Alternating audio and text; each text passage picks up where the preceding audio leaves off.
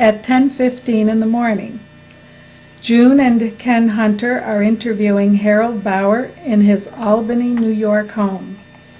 He served in the United States Navy from September 1st, 1943 until April 9th, 1946. Please tell us your full name and when and where you were born.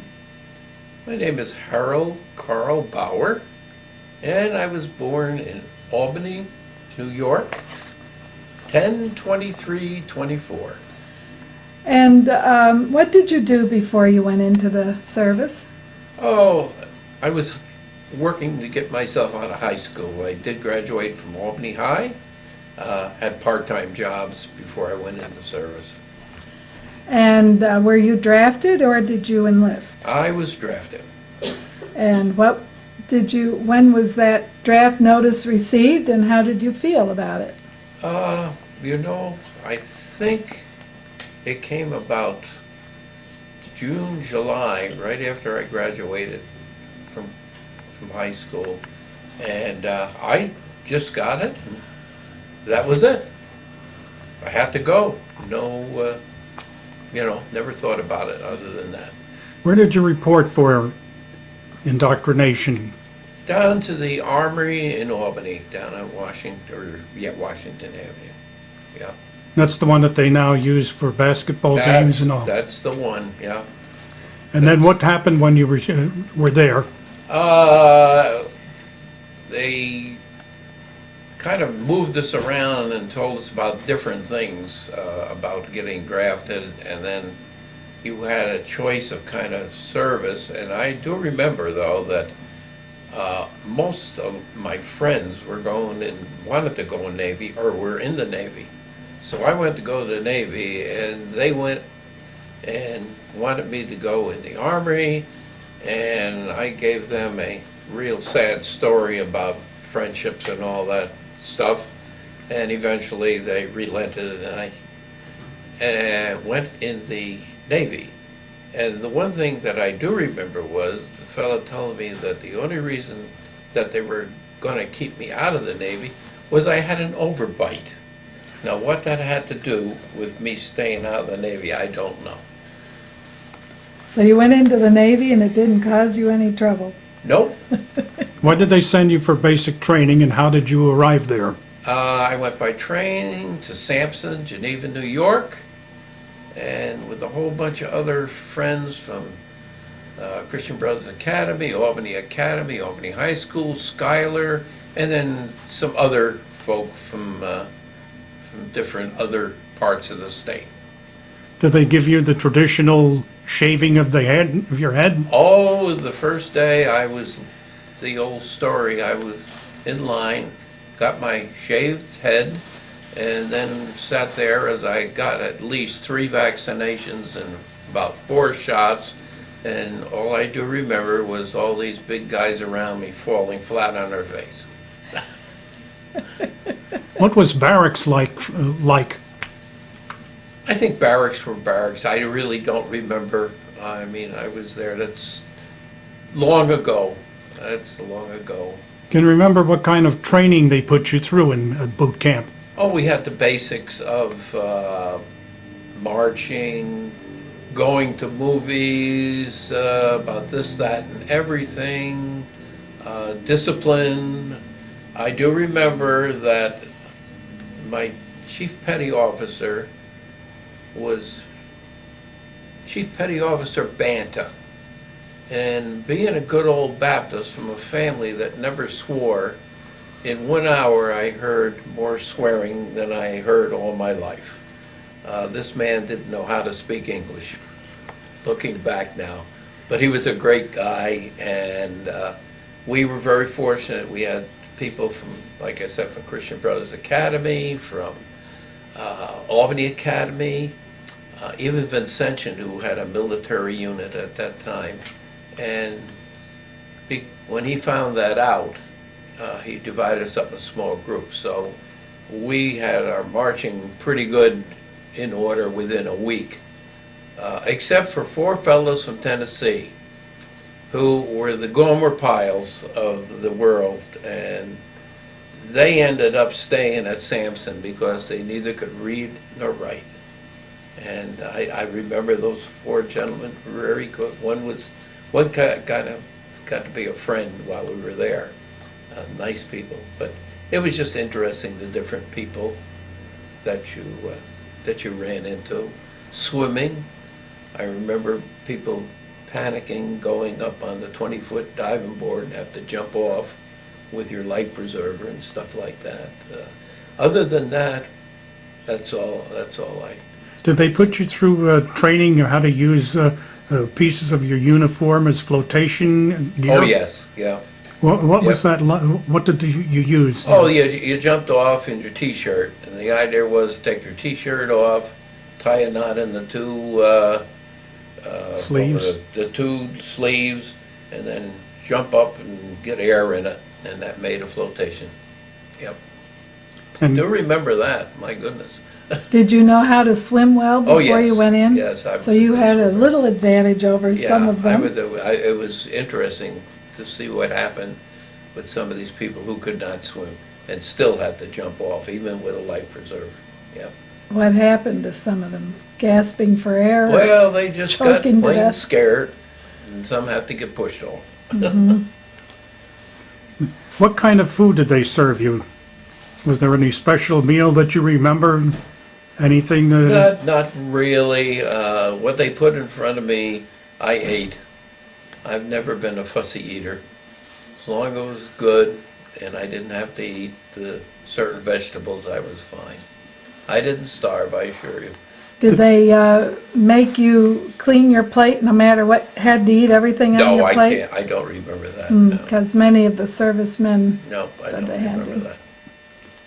Did you have to do kitchen police duties? No, I did not. I worked on a truck delivering stuff out of Sampson, going down to the railroad, picking up supplies. That was due mostly to the fact that we had our marching stuff in place weeks before the other units.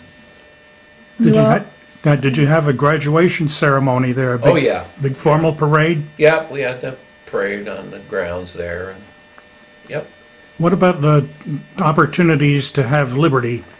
none. None whatsoever. You're kept at the base the We were entire at the time. base. I was fortunate I did get off the base because I was helping on the truck. Okay, how long were you at that base before you moved onward? I think basic training was like 6 weeks, maybe. That's Almost long 6 ago. to 8, yeah. When you finished basic training, did they give you a short leave to be able to come home? Yes, I came home for probably a week, and then from there, I had to report to Memphis, Tennessee, to Aviation Ordnance School. What were those duties like at Aviation Ordnance School? Like going to anything, except this was all ordnance stuff, you know. I've not only never handling guns, I was a new world to be in, kind of, because I had all these machine guns and 20 millimeters. And I remember being able to take rifles apart with blindfolded, put it back together, stuff like that. And I also remember my first trip of synchronizing guns through a propeller, at which point I blew my first propeller apart because I didn't do the job too good, and the second time around was okay. Did you find it difficult to learn this new type of learning with ammunition? No, I'm into it. I kind of enjoyed it. The only downside at Memphis was I came up with swollen glands about a week before I was supposed to leave. And I remember I wrote home and my mother sent a spray from one of these old-fashioned things and down, and by the time it got time to move out, I was okay to move. And I ended up from there up to Aviation Mine School, Aerial Mine School at Yorktown, Virginia. Okay, now explain what that means. Well, there were mines, and of course, these are ones that they would drop into the harbors, and we learned how to detonate them, we learned how to load them, mostly how to load them and fuse them when putting them in the planes. That was our main job, to do that. Did they just drop them into the water? Yes, that's all. They'd go around, they drop these mines into different harbors, and how they worked, I have no idea.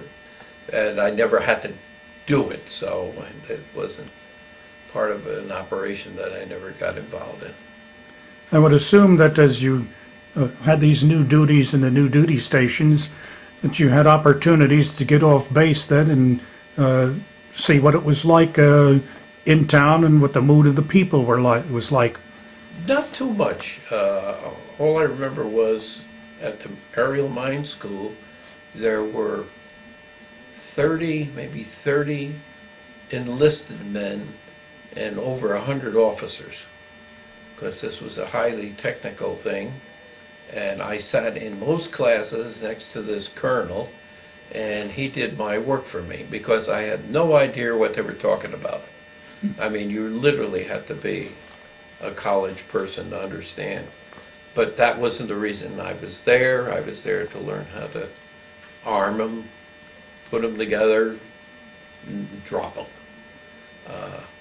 I did get out for leave a couple of times. In fact, I had a cousin in Washington, D.C., and I went and visited him one time.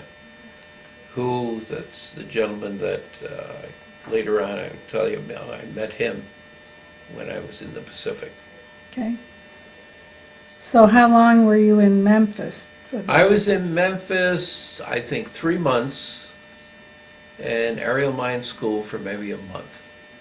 Mm-hmm. That was an excellent duty because of all the officers, we ate really well. Oh, you ate with them? Oh, yes. Oh, well. Oh, yes, we ate really well, and they were very good.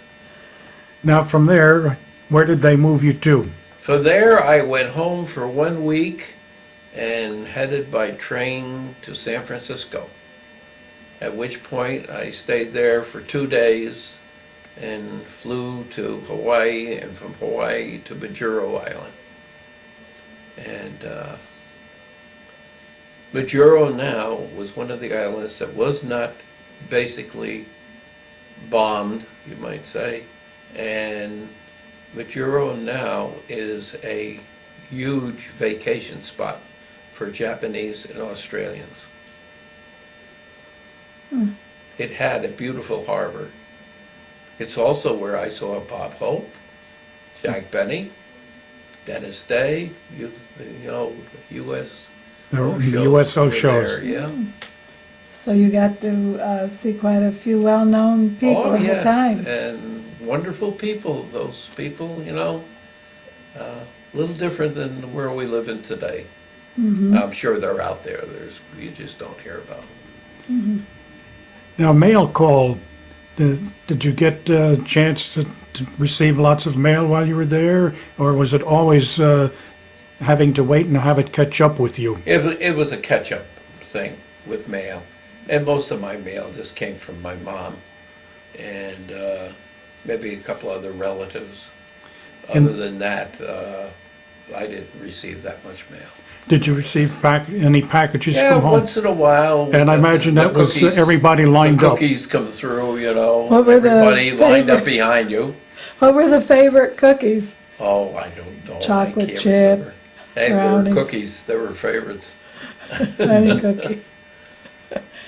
So tell us a little more about where you're stationed now and what you did.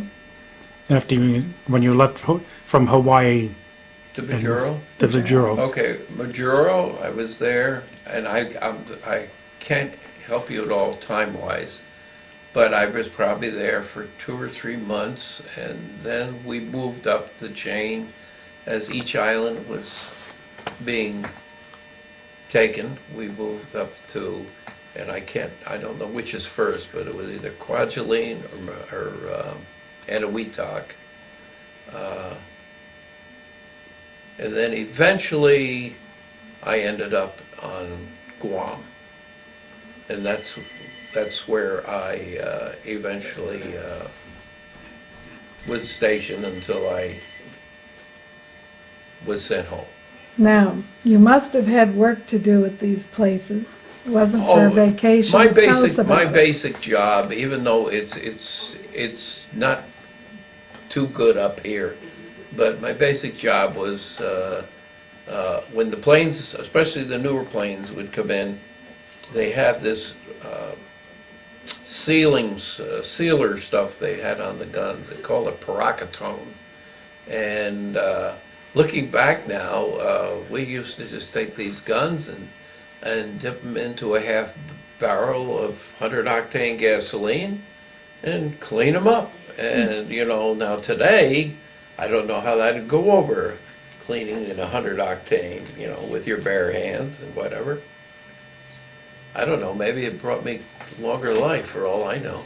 But it was putting the guns back in, getting them bore-sighted, making sure they were working properly, and making sure all the bomb releases were working properly.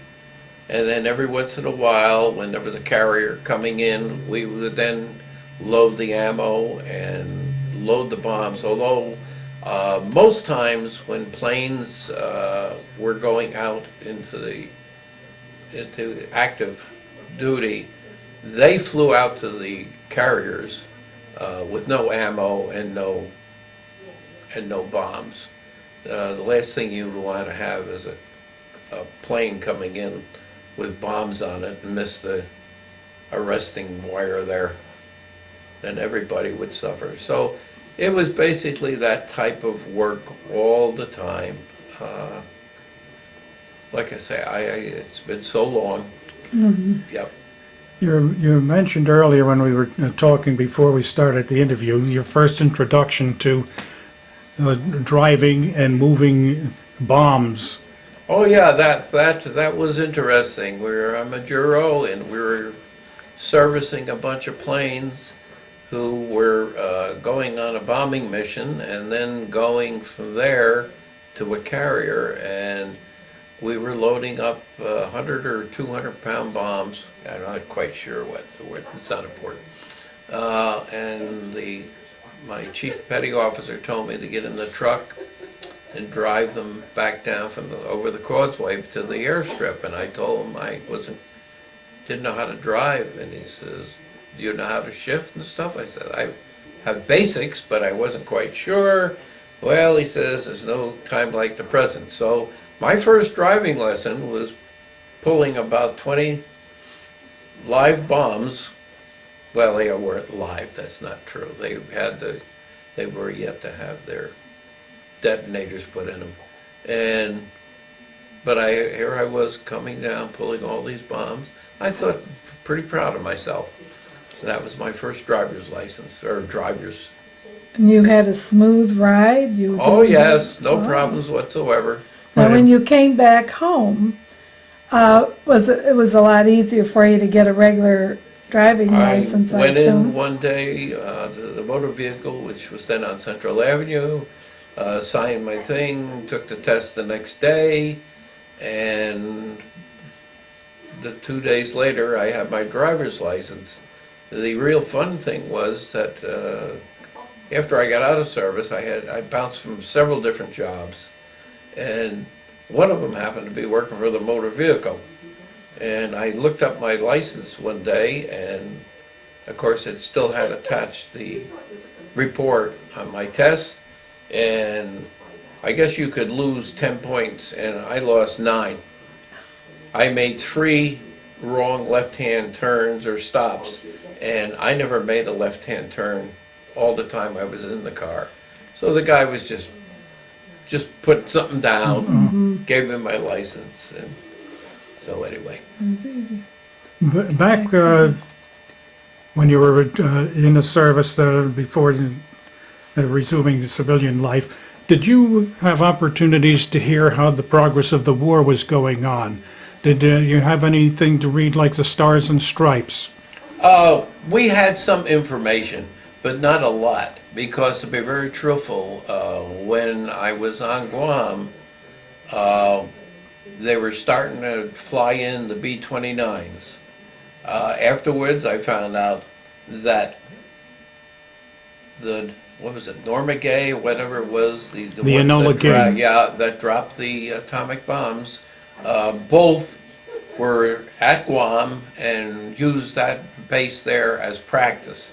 And then after they were ready, they moved them up to Saipan, of course, which was closer, and that's where they went, and they went to do their bombings. Other than that, we really didn't realize how much bombing was going on of Japan itself, because we were that far back. If you look at your map, it's a pretty long distance between Guam and Japan and Saipan and some of those other islands out there.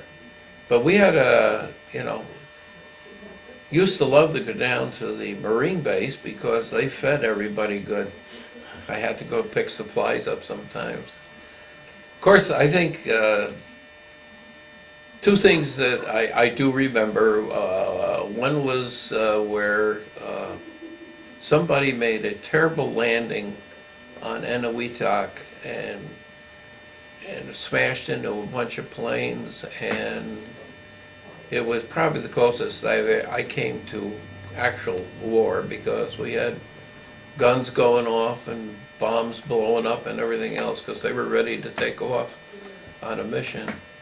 And probably the saddest thing is that one day we were on Guam, and I was working on the airstrip, working on planes, and this Army plane, Thunderbolt, took off, and the next thing you know, his engine stopped, and he flopped right smack down.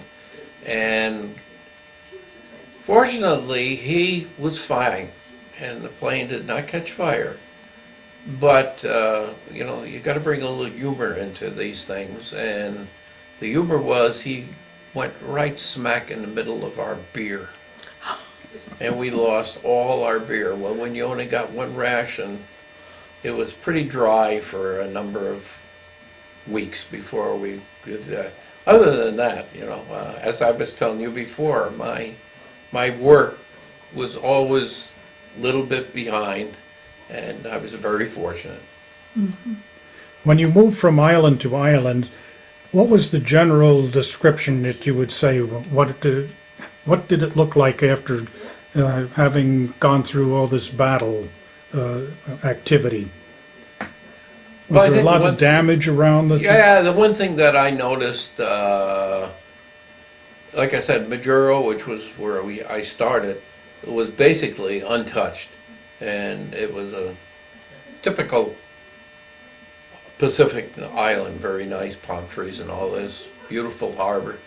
But once you got up to Eniwetok, and there wasn't a tree left on that one, there was a tree left on Eniwetok or Kwajalein. And Guam, although the fighting was heavy there, where I was based, the Orodi Peninsula was not that bad, the other end of the island. But that was a very nice, once, as things went on, was very good. And of course, they were still looking for people. There was still some holdouts. If you remember the story about the gentleman who lived in the cave for 20 years on that island. And before he came out of hiding, one night we had movies, and the lights all went on, and a whole bunch of Marines came running in. And don't think the Japs didn't surrender, because we had 3 of them sitting in the front row watching the movie. And, which was, really They were brave. really crazy. Absolutely, they had it, but things, all these different things happened, and I consider myself very fortunate. One of if I could digress just a minute, was the fact that when I was in the 6th grade, they decided that Harold needed a little bit more time for spelling and reading, so I stayed back. And if I had not stayed back, I would have been in the war a year earlier. And that, if you remember, that's the invasions over in Europe and everything else. So who knows, you know, this is what life's all about, you know. Things happen and you don't question. Were there occasions when the Japanese would send aircraft to the islands where you were at to let them know that they were still there? Only when I can't remember, it was Kwajalein or whether it was in Wetak, but we had what they called in those days, what was it now? Oh, goodness me. Machine Charlie or something like. Anyway, they would send planes over. It wouldn't do anything, but it was enough to get the sirens going and everything else. And probably what was at a time when you in the night, you know, so interrupted your sleep a little bit. Were there occasions when you heard messages from Tokyo Rose trying to influence the troops to surrender? No, we never heard anything about that, no. Heard about her, knew who she was, and stuff like that, yep. Now, for morale purposes, did they furnish you with movies to show you what was going on? Were the movies a lot of patriotic movies or strictly entertainment? Or was it a mix? I can remember them all mostly as entertainment. I do remember the old news things they used to have, and I vaguely remember some of those being shown. Europe, what was going on over there. But other than that, it was strictly a case of entertainment, you know. And there was always the USO people that came around. And they had quite a few USO shows? Well, like I say, I was fortunate. I had Hope and Jack Benny and what was the one? We had one that came when I was on Guam. Oh, Dennis Day, Jackie Cooper. All guys. And they put on one of the best shows that you ever want. They were really, really a fun group of people. And I could remember them, you know, they used to eat with us and go around, shake hands and stuff like that, yeah. Of course, the one nice thing is the war was winding down right after everybody else might have got upset about the atomic bomb, but it was a happy day because we realized, you know, especially when the war ended, I was still in Guam when that happened, and that was a happy day for everybody there. I assume that you received news that the war in Europe had ended. Yeah. What was the general mood like then? Well, the mood was that we're going to get more help over here. Okay. That was the good side. The bad side was we kept hearing, you know, these terrible things about what we would have to go through. You know, this whole business of the Japanese not wanting to surrender and all that. So the atomic bombs were terrible. They're absolutely, you know, devastating. But that's war. Mm-hmm. That's war. And how did you have little celebrations when you heard about it, or people almost not able to work, they're floating on cloud nine? Or? I don't think so. I think I don't remember that much. Mm-hmm. Probably had a beer or Mm-hmm. something. Yeah. And when after you heard about the dropping of the bombs at Hiroshima and Nagasaki, what was the general feeling like then? Was people anticipating that this war is going to be over soon? Oh yes, yeah, definitely. Everybody just had a feeling that, and it wasn't too long after that, you know, the word came of the surrender. And then, yeah, when that happened, that's where your service time and all that became very important, because the more combat you had seen, which is the way it should have been, the more combat you had seen and stuff like that, that gave you more points.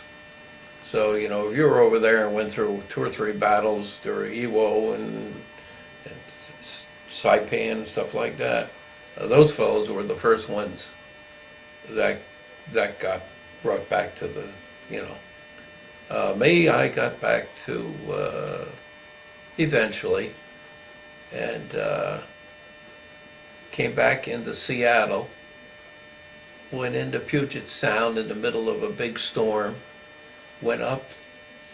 Well, I was wrong. I did have another time on the ship, because we flew into Hawaii and we got bounced. And they put us on an AKG to send us back to Seattle, where we stayed at the University of Washington. That was a big receiving center then. And anyway, all I can remember was going up on deck and seeing this darn ship almost tip over. And I went back downstairs, and I've heard stories about the bad weather, and that was bad weather. So anyway, I got back to Seattle, and you had 2 choices.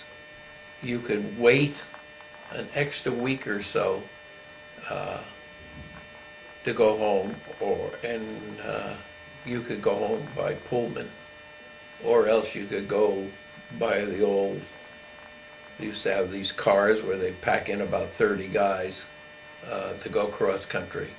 So I opted for the Pullman. I don't think my mother liked it, because all my other friends decided to go home early. But I got home for Christmas, and went back by Pullman. And as another humorous side to the end of my duties in the United States Navy, I was stationed down in Brooklyn waiting to be assigned to get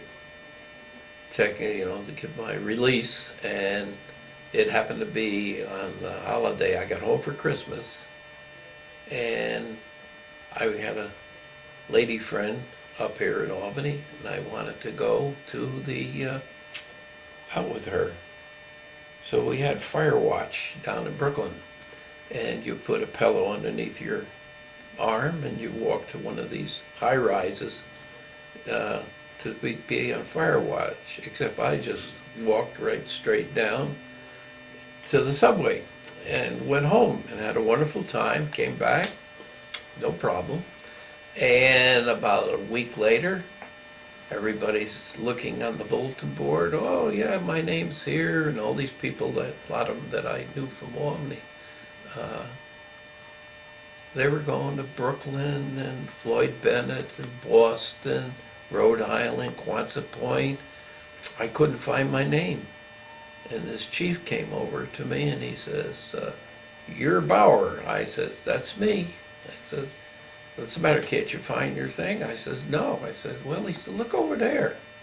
So I went over and looked at this other board, and there it was, Karl Bauer, Aviation ordnanceman, 3rd class, San Ysidro, California. And I got sent back to California, and he says, I saw that you like to travel, Harold.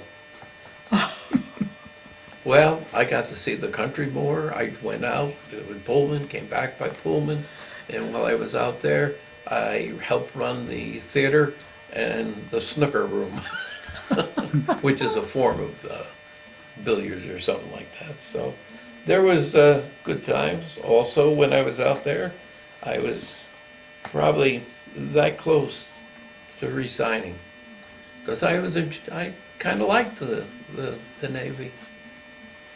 And I was in San Diego, and one Sunday on leave, and next thing you know, I'm in a bus being shuttled off to the Hooskow. I had a court-martial, captain's mast, for having my hat on the top of my head improperly. And it was at that point where I told the fellow, those papers that I filled out, I needed to sign them. I said, rip them up. And so ended my life in the United States Navy. Although I did stay in the reserve for a few years when I got back. And that's, you know, I'm sure there's more exciting stories out there, but So you came back to Albany. I came back to Albany, met my good wife. That's this past Friday was 60 years. Oh. And went several jobs. I was on the job training at John B. Huff, big furniture store in those days. And in fact, John and I sang together in the Mendelssohn Club, of which I still am a member. And then I worked for Helene's uncle, and then I went over to General Handling, where my father-in-law got me a job. And then that all fell apart with the kind of Germany and whatever. And I ended up as a substitute at the Rensselaer Post Office and retired in '88 after 40 years of service. So Now, you said earlier you had been a member, or are a member of the American Legion? Yes, I have been a member of the American Legion, Blanchard Post out in Del Mar for, oh God, I don't know, 20 years maybe now. Yeah. Have you been able to partake of any reunions? No, you know, I had this group, a couple of guys that I walk with, and they are not so much anymore, but were very involved in the Samson, because they had their own organization, and they used to have these reunions. And in fact, I understand that that's going to close. That they're just closing up that whole thing up there, and there'll be the one building, I guess, that'll be like a memorial or historical. You know, you can go in there, but basically that whole thing is changing, if I remember correctly. But How were you treated when you came back after being released from the service? fine. I had no problems at all. Like I say, I you know, looking at all my friends, we talk very little about what went on. Some of them went through hell next to what I did, okay? But to this day, even when my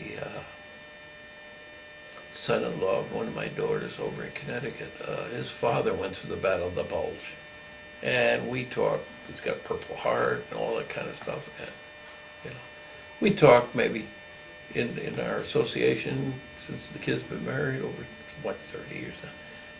If we've talked 10 minutes about it, we were lucky. And I think that's the difference. On the other hand, now they don't let you forget. They like to bring up all the nasties and what they think are nasties. Okay. Yeah. Okay. Well, I thank you very much for your service to our country and for Oh. doing this interview. It's been my pleasure.